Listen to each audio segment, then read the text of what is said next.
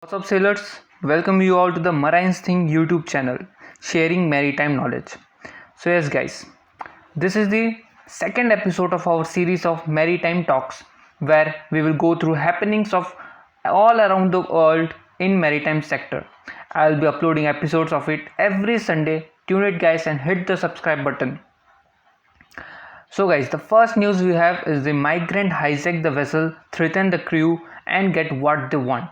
On June 6, over 400 migrants held offshore on 4 tourist boats were allowed to disembark in Malta. After migrants on board of one of these boats, Europa 2 rioted and effectively hijacked the boat, holding the crew on the bridge, threatening them with stolen knives and giving Malta authorities a half an hour to meet their demand of immediate disembarkation. They threatened to blow up gas cylinder and start fire on board as if taking boat under their control and threatening crew were not enough to deliver their message. Malta capitulated. All boats were allowed to enter harbour and disembark all migrants. So punishing weather and a 5-week imprisonment out at sea pushed people on the brink of sanity. That's how media explain acts of serious crimes committed by migrants, as if they were pleaded to come to Europe, but instead of warm welcome and 5-star hotel accommodations, they found themselves secluded on board of boats. They felt they were deceived, as if seamen all throughout the world don't go through the same ordeal being secluded on board of their ship for months, with the only difference between seamen and illegal migrants, the former being honest and hardworking men, while the latter being illegal as they are behaving themselves like thugs and pirates.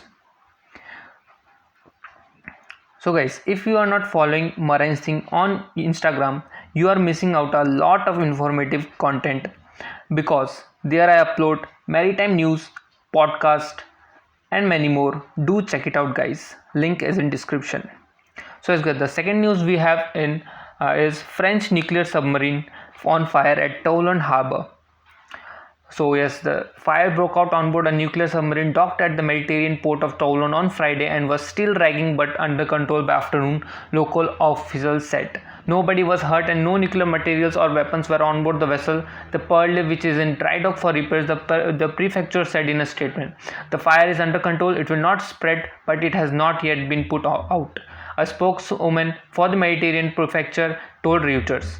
The prefecture also said that smoke coming from the Pearl was not radioactive. Dozens of firefighters were on the scene, helped by specialized teams and a firefighting ship brought in from Marseille, the prefecture said. Yes, guys, the third news we have is chief engineer on board of LPG tanker during lunch died.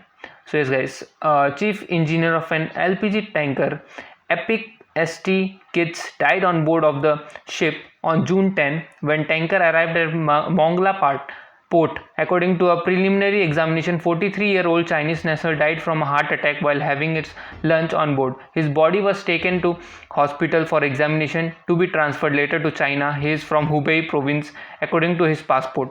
He was working on Epic St. Kitts during the last 7 months. In the last 3 months, the tanker was trading in Bay of Bengal waters.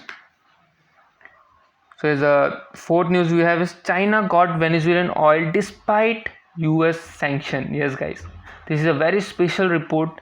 So last year China replaced the United States as the #1 importer of oil from Venezuela, yet another front in the heavy rivalry. So the United States had imposed sanction on Venezuela's state-owned oil company as part of a bid to topple that country's socialist president Nicolas Maduro. US refineries stopped buying Venezuelan crude. Carcasses Ali China, along a major customer, suddenly found itself the top purchaser. Through the first 6 months of 2019, it imported an average of 350,000 barrels per day of crude from Venezuela.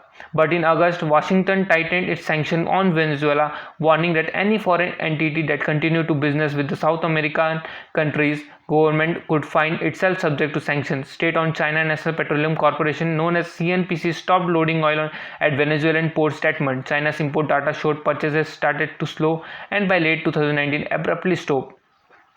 China's largest oil company, like customers in some other countries, seem to be knuckling under the US President Donald Trump's threats, despite Chinese President Xi Jinping professed support for Maduro.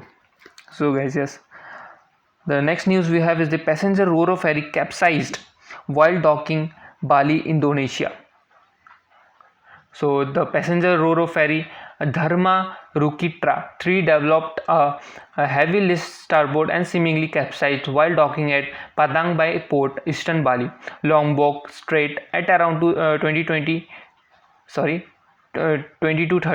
LT UTC +7 June 12 on arrival from Lembar, Lombok Island.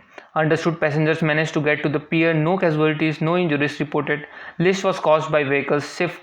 Some passengers said they saw and heard water ingress prior to vehicles started to move on cargo deck. The next news we have is BMW joins UECC in marine biofuel trial. So the trial is from UECC.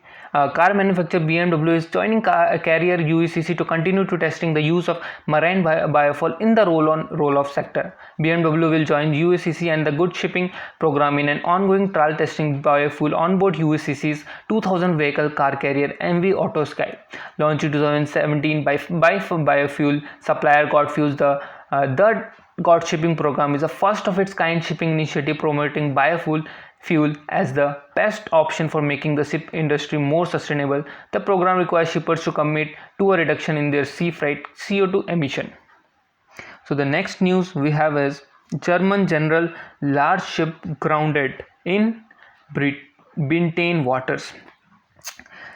The general cargo name was MPV Urania reportedly ran aground off Shasha, southwest Bintan Island, Riau Island, Indonesia at around 2000 UTC +7 June 10. Ship is said to be under tow to Singtek Lobam. Understood unfavorable weather and strong current caused the accident. By 22:30 LT with high tide, the ship was refloated. No damages reported. She reached Singtek Lobam and was berthed at around 02:30 LT June 11. General cargo ship MPV Urania IMO 923820 deadweight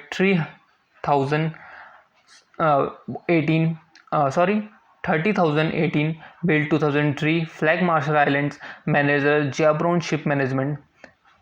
Thank you guys for watching and hit the subscribe button if you like my maritime talks. Tune in to Marine's Thing at every Sunday.